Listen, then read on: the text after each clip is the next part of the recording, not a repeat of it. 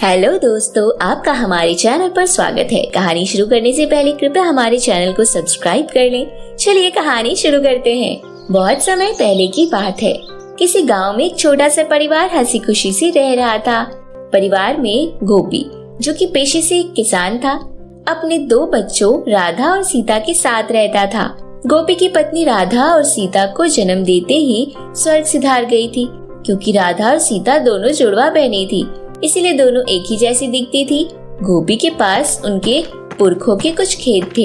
इन पर खेती बाड़ी करके अच्छी खासी कमाई कर लिया करता था। गोपी अपने खेत में ताजी हरी सब्जियां लगाया करता था। इसके साथ साथ उसके खेत में एक आम का पेड़ भी था। राधा और सीता अक्सर खेत पर आकर उस पेड़ से आम तोड़कर खाया करती थी। इसी तरह सब कुछ अच्छा चल रहा था। राधा और सीता भी प्राइवेट स्कूल में पढ़ने जाया करते थे, परंतु एक दिन उनकी खुशियों को ग्रहण लग जाता है, जब उन्हें पता लगता है कि उनके पिता को एक जहरीले सांप ने काट लिया है और अब वे इस दुनिया में नहीं रहे। यह सुनकर दोनों बहनें जल्दी से स्कूल से अपने घर पहुंच जाती है। घर पहुंचकर दोनों देखते हैं कि घर पर तो लोगों की भीड़ लगी हुई है। उस दिन पर दोनों बहनें अपने पिता की मौत पर बहुत रोती है, परंतु गाँव वाले उन दोनों को जैसे तैसे चुप कराकर उनके पिता का अंतिम संस्कार कर देते हैं। उस दिन के बाद दोनों बहनें अनाथ हो चुकी थी। वह दोनों इसी सोच में परेशान थी कि अब उनके घर का खर्चा कैसे चलेगा। तभी राधा कहती है, सुनो सीता, मैंने फैसला किया है, मैं गांव में कहीं काम करके घर का खर्चा चलाऊंगी और तुम स्कूल पढ़ने जाया करना। नहीं दीदी, मैं समझ सकती हूँ पिताजी की मृत्यु के बाद घर का खर्चा चलाने के लिए बाहर कमाना जरूरी है, परंतु मैं ये सारा प्रेशर तुम्हारे ऊपर नहीं डाल सकती। हम दोनों ही आज से अपने माता पिता की सब्जी के बिजनेस को आगे बढ़ाएंगे और दिन रात खेती बाड़ी करके अच्छे पैसे कमाएंगे। ठीक है, सही आइडिया है, हम पापा के खेतों पर ही काम किया करेंगे। इतना कहकर राधा और सीता दोनों खेती करने के लिए खेतों की ओर चले जाते हैं। दोनों बहनें सुबह से शाम तक खेतों में हल चलाते और उस जमीन को उपजाऊ करते हैं। अगले दिन दोनों बहनें पिता के बचाए हुए कुछ रुपयों से बीज लेकर आती हैं। खेतों में बीज डालने के बाद वह दोनों बहनें बारी बारी से नदी से पानी लाकर खेतों में छिड़काव करती। इस तरह वे दोनों बहनें कई दिनों तक लगातार मेहनत करती है और पूरे 2 महीने बाद दोनों की मेहनत रंग लाती है और वे दोनों यह देखकर बहुत खुश होती है कि उनके खेतों में फसल लहराने लगी। देखो सीता, हमने कितनी अच्छी फसल उगाई है। इस बार तो पहले से भी ज्यादा फसल हुई है। मुझे यकीन है हमें इस बार अधिक मुनाफा होगा। हाँ दीदी, आप सही कह रहे हो। इस फसल से हमारे आगे के कुछ दिन अच्छे से बीत जाएंगे। इस तरह दोनों बहनें बातें करते करते घर पहुंच जाती है।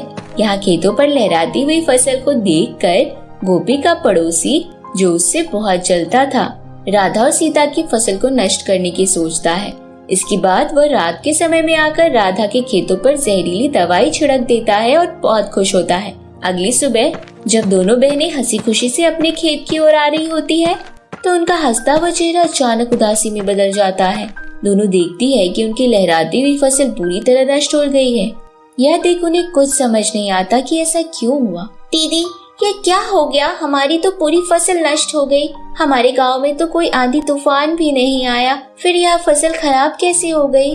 पता नहीं सीता, यह सब कैसे हो गया? हमने इतनी मेहनत से दिन रात करके यह फसल बोई थी, अब हमारा क्या होगा? इस तरह राधा और सीता आपस में बातें कर रहे होते हैं कि तभी वहाँ पड़ोसी नीरज आ जाता है। अरे, तुम दोनों की फसल को यह क्या हो गया? यह तो पूरी फसल नष्ट हो गई है। पता नहीं चाचा जी, कल तक तो हमारी फसल बहुत अच्छी थी, परंतु आज अचानक ही सब नष्ट हो गया।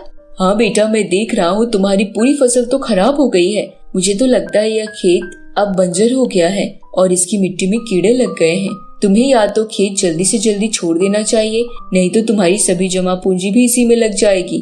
इतना कहकर नीरज वहाँ से हंसता हुआ चला जाता है। राधा और सीता भी उदास होकर अपने घर आ जाती है। दोनों बहनें उदास होकर बैठी होती है कि तभी उनके कमरे में उनकी माँ की आत्मा प्रकट हो जाती है।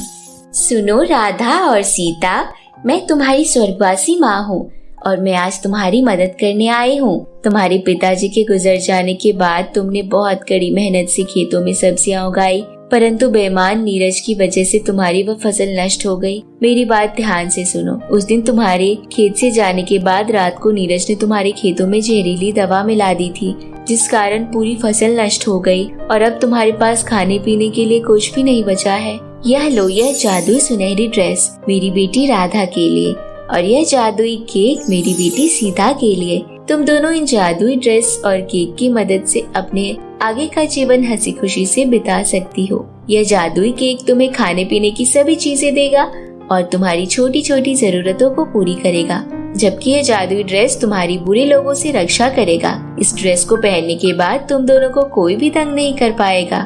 थैंक यू माँ, परंतु क्या आप हमारे साथ हमारे घर में नहीं रह सकती? हमें आपकी बहुत याद आती है। प्लीज हमारे साथ इसी घर में रहिए।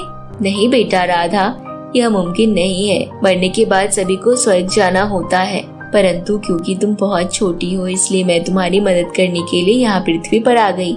अब मुझे जाना होगा।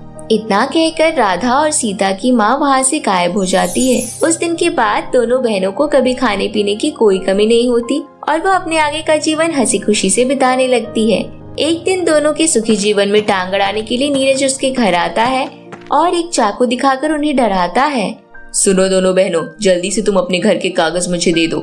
मैं तुम्हारे घर पर कब्जा करने आया हूँ और अगर तुम्हें जरा सी भी होशियारी की तो मैं यही तुम दोनों का काम तमाम कर दूंगा।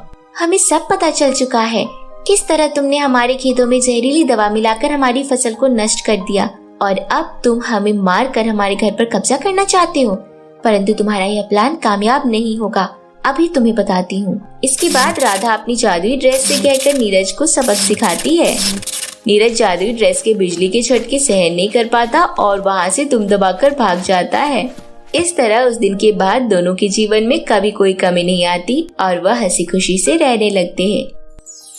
तो मेरे प्यारे दोस्तों, कैसी लगी आपको मेरी यह कहानी? हमें कमेंट करके जरूर बताइएगा और यदि यह कहानी अच्छी लगी हो तो इसे अपने दोस्तों के साथ जरूर शेयर करिएगा। तो फिर मिलती हूँ आपसे ऐसी ही किसी नई इंटरेस्टिंग मजेदार कहानी के साथ। तब तक के लिए बाय बाय दोस्तों।